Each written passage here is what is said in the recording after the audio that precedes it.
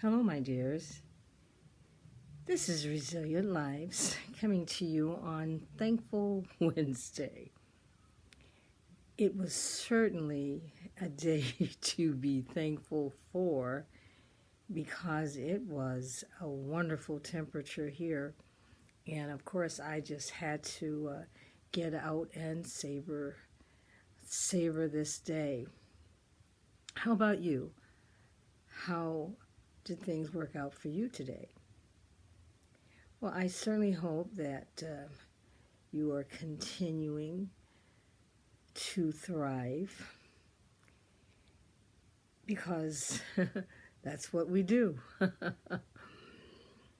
And so here we are. I'm excited about this Women's History Month.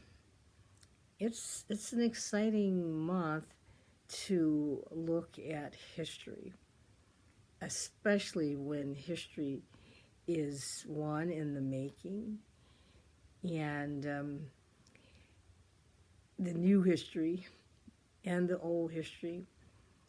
But it all is about teaching us, mentoring us, helping us to focus on our gifts, helping us to focus on those things that grow us.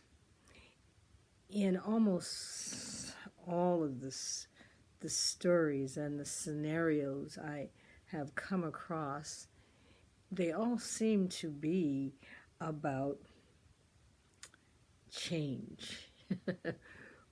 Women dealing with change, women making change happen, women that are dealing with so many issues and yet finding a way to make things happen. And why is that important? Why is that important? Because we're still doing that today. This has been going on since forever. And last time I was talking about Kamala Harris, history in the making, right? And all the different things that she went through to make it. I mean, I'm sure everyone must know the story by now. The Truths We Hold was one of the books that she wrote, and in it she cites a lot of how she was brought up and the different things her mother taught her, and so we have those informal lessons from women in our lives that shape us.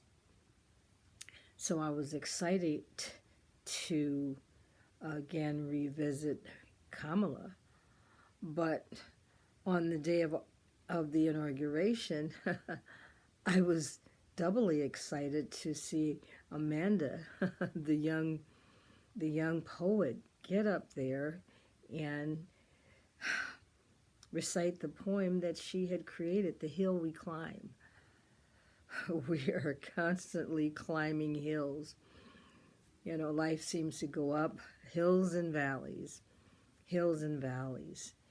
But we're in the climb, but we're having confidence that we can do it, and that is the hope that we will be able to climb the hill. We will together be able to inspire others, mentor others, and that's the excitement when you go from the old to the young.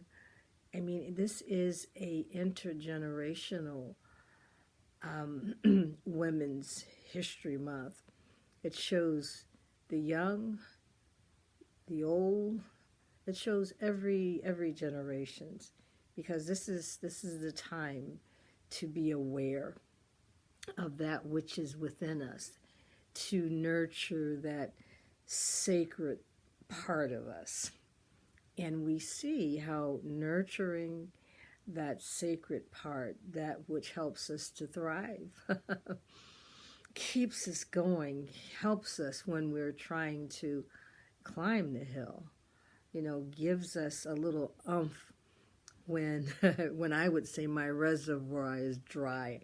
Sometimes we think that we have nothing to give. Often I'll say that, I got nothing.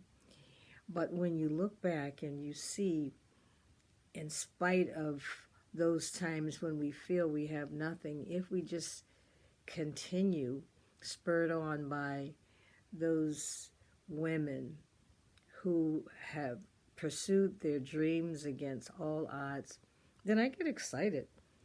And so why are we doing this? Well, we always look around. We look around to see how women that we admire are doing this life thing. We always want to see, just glean a little bit of their piece of the wisdom. So maybe what worked for them, even if it's just a little bit, will work for us too. And so that's the exciting part of this Women's History Month. And so I would just have you pause, because I know our lives are busy. I know our lives are still full of this pandemic and all of these losses and loss of job and all of these things. But we're trying to thrive, and we're doing a good job because we're still here.